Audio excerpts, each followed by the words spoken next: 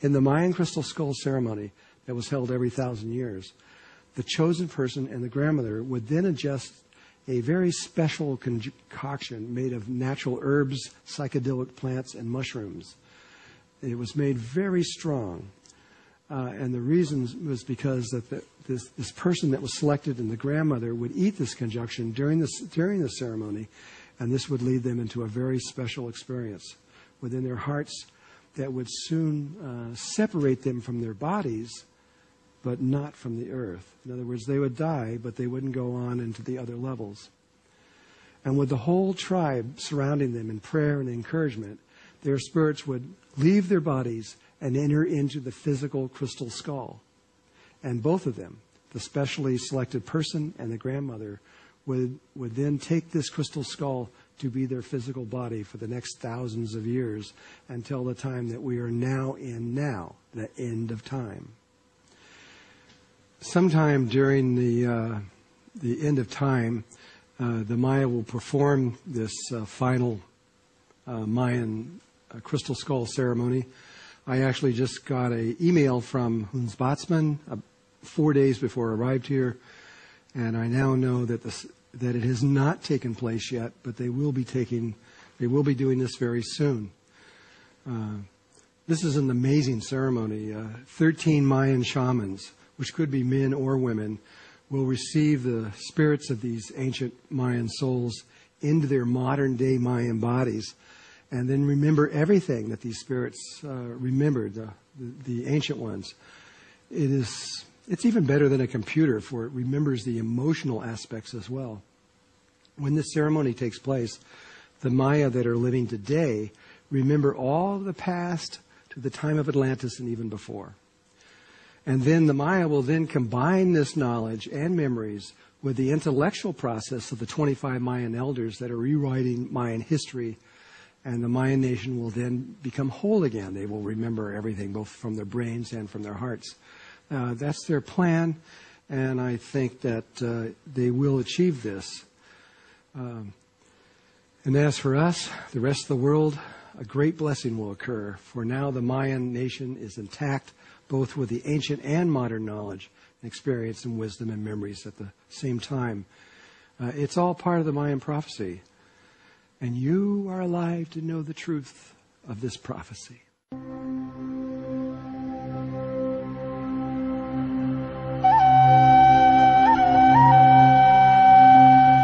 At one point, Don Alejandro simply raised his arms and said, "Okay, now we're going to go to the heart of the Maya land." Whatever that meant. I didn't know. We began to travel, but to where, I didn't have any idea. We had this big modern silver bus, and it was sliding down the freeways and highways and moving through beautiful jungles of Guatemala. We didn't know where it was going. We drove for hours and hours to this unknown location, and then I just fell asleep. I remembered the rhythm of the wheels slapping on the pavement. That was it. I just began to dream. The next thing I know, suddenly, without any notice, Don Alejandro orders the bus off to the side of the road. I wake up and I look outside, and it was anywhere. It could have been anywhere at all. It was a landscape that could have been really anywhere in Guatemala.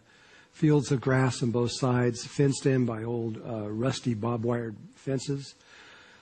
Totally everyday, nothing exciting, no temples, no nothing. We all got out of the bus, kind of meandering around like a bunch of ants, not knowing what to do or where to go. And then finally, Don Alejandro and the elders walked over to the other side of the road where there was a break in the fencing. It was just, it was like a corridor. There were fences that came in and then went this way, and there was a little space in the middle. If you would have drove by it, you wouldn't even have seen it. And we followed the Maya into this narrow, grassy pathway, and having no idea what was, inside of here. We walked for a long ways, about a mile or so, and it became more rocky. And it was clear that we were approaching some kind of low mountains. And the trees began to surround us and became dense.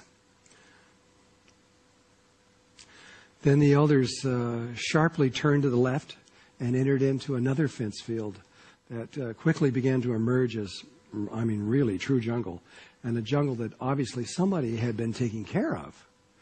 It was just too beautiful. Brightly colored birds flew back and forth. Stepping stones appeared just when you needed them. Everything became moist and green and manicured. It was more hotel-like than something that nature would come up with. But here it was, in the middle of nowhere.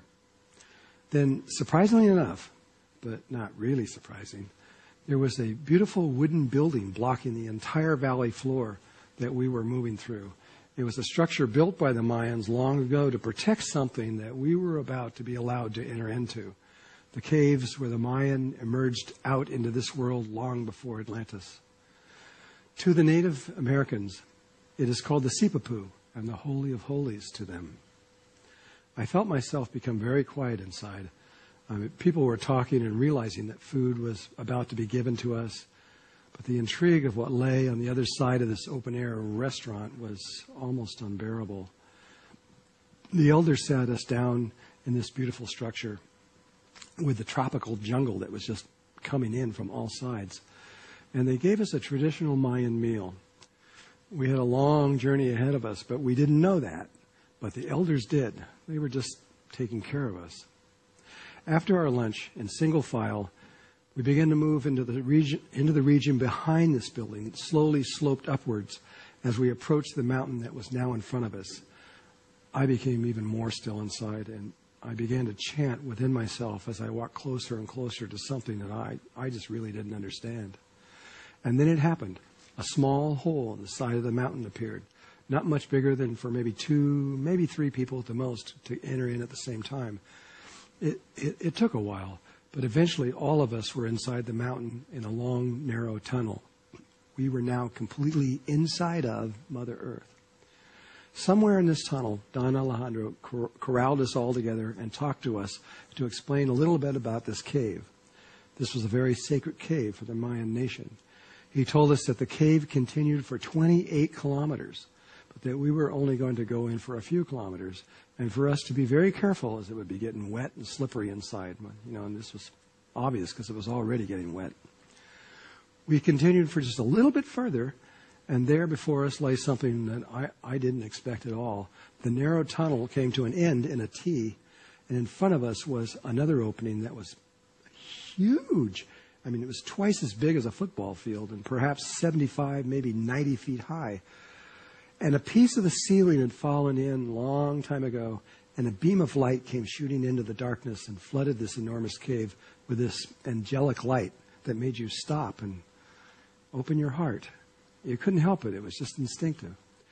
And then we all climbed down from this narrow cave, down an old ladder to the floor of this new cave, and turned to the left. We really kind of had no choice, and continued as a small creek weaved itself from one side of the cave to the other. We were constantly having to walk through this pure, crisp, pristine water. Most of the time, as we left this shaft of light, we had to use our flashlights to keep from falling into some hidden rocks or cliffs or somewhere. And it was very dark, and most of us just kept talking simply because we wanted to make sure somebody was there.